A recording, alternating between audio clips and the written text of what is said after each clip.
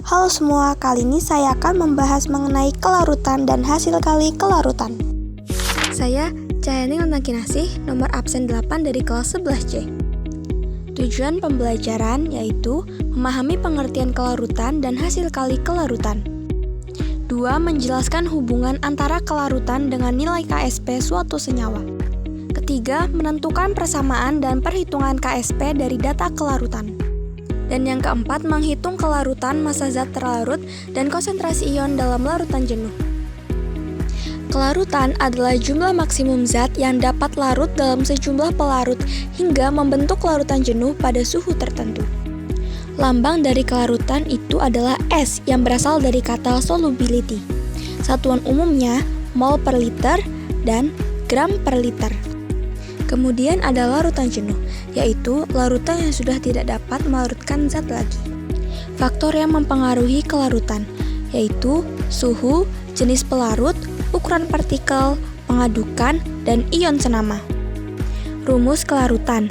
Yang pertama, jika diketahui mol zat terlarut, kita bisa menggunakan molaritas sama dengan N per volume dalam liter.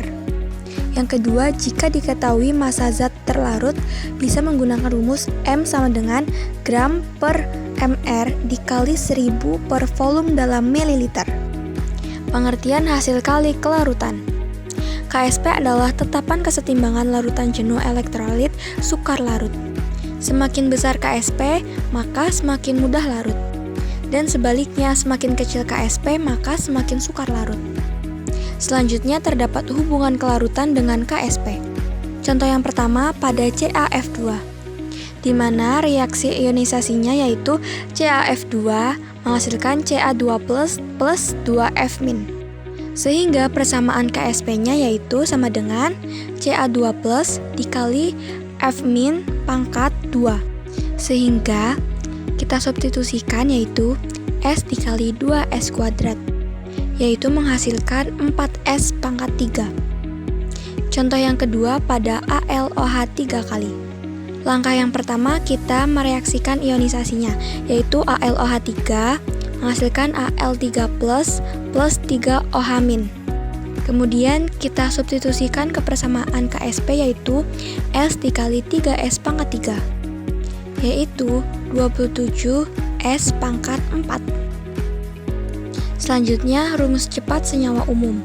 Misalnya, untuk senyawa AXBY, maka persamaan KSP-nya yaitu X pangkat X dikali Y pangkat Y dikali S pangkat X plus Y. Selanjutnya, menentukan kelarutan dari KSP. Di soal diketahui KSP AgCl yaitu 1,8 dikali 10 pangkat minus 10. Kemudian kita buat reaksi ionisasinya yaitu AgCl menjadi Ag plus Cl-. Karena perbandingan koefisiennya 1:1, maka kita tinggal substitusikan ke KSP sama dengan S kuadrat. Karena yang diketahui KSP, maka kita tinggal pindah ruas menjadi S sama dengan akar dari KSP. Kemudian kita substitusikan nilai KSP yaitu akar 1,8 dikali 10 pangkat min 10. Hasilnya adalah 1,34 dikali 10 pangkat min 5. Lalu menentukan KSP dari kelarutan, yaitu contohnya pada CaF2 sama dengan 2 kali 10 pangkat min 4. Sehingga kita substitusikan KSP sama dengan 4 kali S pangkat 3. Kita substitusikan nilai S-nya yaitu 2 kali 10 pangkat min 4.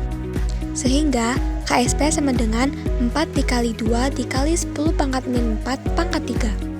Hasil akhirnya adalah 3,2 dikali 10 pangkat min 11. Kemudian ada pengaruh ion senama. Ion senama menyebabkan kelarutan zat menjadi lebih kecil. Contohnya pada AgCl yang menjadi Ag plus Cl-. Jika ditambah NaCl, maka ion Cl- bertambah, kesetimbangan bergeser ke kiri, dan AgCl semakin sukar larut. Hubungan QSP dan KSP. QSP lebih kecil dari KSP, maka larutan belum jenuh tidak terbentuk endapan. QSP sama dengan KSP, maka larutan tepat jenuh. Dan jika QSP lebih besar dari KSP, maka terbentuk endapan. Selanjutnya menentukan zat paling mudah larut, yaitu kita bisa bandingkan nilai KSP-nya. KSP terbesar, maka sama dengan paling mudah larut. Dan jika KSP terkecil, maka sama dengan paling sukar larut. Selanjutnya, menghitung massa zat terlarut. Kita bisa menggunakan rumus massa sama dengan mol dikali mR, dengan mol sama dengan molaritas dikali volume. Contohnya, KSP pada MgOH 2 kali sama dengan 1,2 dikali 10⁻⁻11. Tentukan kelarutannya. Kita harus mereaksikannya terlebih dahulu, yaitu MgOH 2 kali menghasilkan Mg2+ plus 2OH-. Lalu kita masukkan ke dalam rumus KSP, yaitu sama dengan Mg2+ pangkat 1 karena koefisiennya 1, kemudian OH- dikali pangkat 2 karena koefisiennya 2. Kemudian kita substitusikan menghasilkan S dikali 2S pangkat 2, yaitu 4S pangkat 3.